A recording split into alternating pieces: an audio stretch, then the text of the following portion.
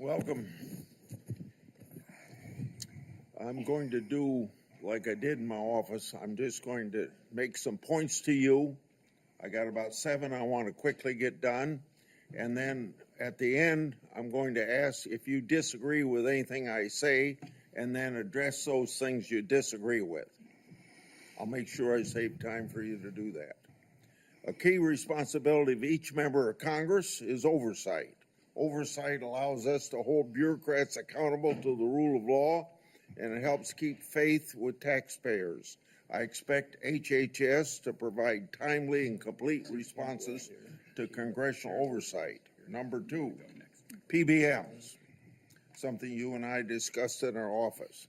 I've been working to hold pharmacy benefit managers accountable in order to lower prescription drug prices. I expect you to work with us to hold PBMs accountable, and that may even ask in your support for legislation that's before the Congress. Drug pricing. Senator Durbin and I have for a while been trying to get a bill passed that requires price disclosures on TV ads for prescription drugs.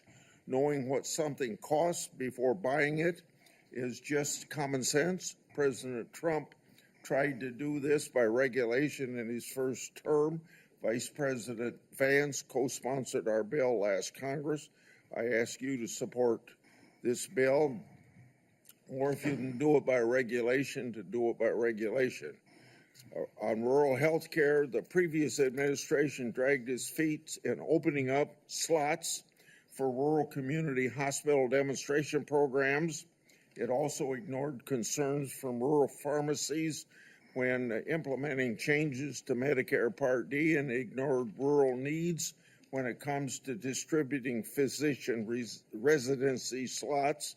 I expect you to prioritize rural Americans' health care needs. On agriculture, in our meeting earlier this month, we talked at length about agriculture. You prefaced the conversation by saying you will not have jurisdiction over these issues. I expect you to leave agricultural practice regulations to the proper agencies, and for the most part, that's USDA and EPA.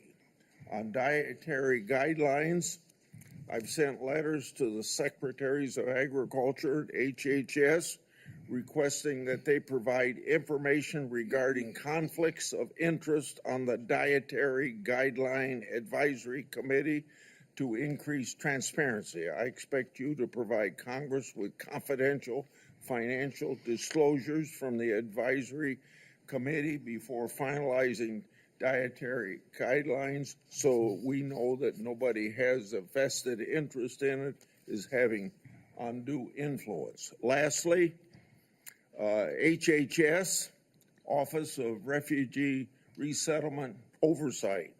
Last year, I expanded my investigation into HHS's Office of Refugee Resettlement.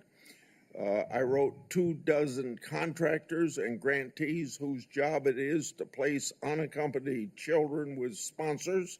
In many cases, children have been placed with improper vetted sponsors, placing them at risk of trafficking.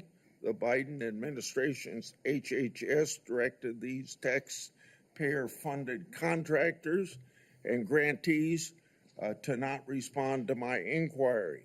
This is obstruction by the executive branch. I expect you to produce to me the records and data I've requested and instruct HHS contractors to fully cooperate with my investigation. I also expect HHS to not retaliate against any whistleblowers, including those who identify ORR's failures in vetting sponsors of unaccompanied.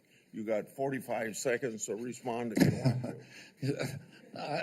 I agree with all of those provisions, Senator.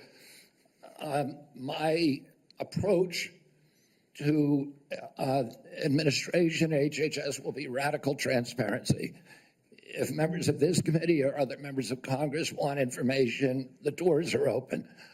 I've spent many years litigating against NIH and its sub-agencies. HHS and its sub-agencies, NIH, CDC, FDA. on FOIA issues, trying to get information that we, the taxpayers, paid for, and oftentimes getting back redacted copies after a year or 2 years of litigation. That should not be the case. And if Congress asks me for information, you will get it immediately. Thank you.